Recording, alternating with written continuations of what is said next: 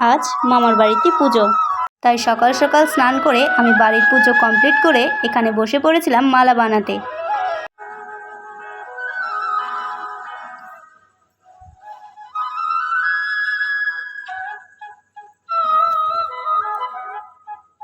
আর সত্যি কথা বলতে আমাকে মালা বানাতে বেশ ভালো লাগে, তাই যে কোনোই পুজো হোক আমি মালা বানাতে বেশ ভালোবাসি। আমি এখানে মালা বানিয়ে নিচ্ছিলাম, আর ওইদিকে মামা মামিরা ভোগ বানাতে ব্যস্ত, আর দিদি ওইদিকে আলপনা দিয়ে দিচ্ছিল পুজোর জন্য। তো আমি কথা বলতে বলতে আমার মালাও কমপ্লিট হয়ে গেছে। তো তোমরা জানিও আমার মালা কেমন লাগছে।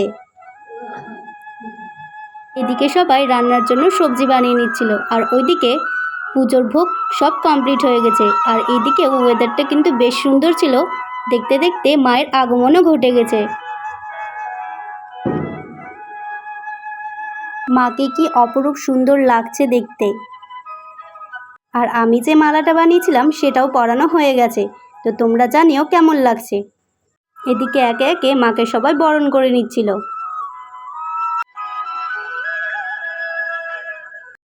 তো আমি ভিডিওটা এই পর্যন্তই নিতে পেরেছি, কারণ আমাকে একটা দরকারি কাজে বেরিয়ে পড়তে হয়েছিল।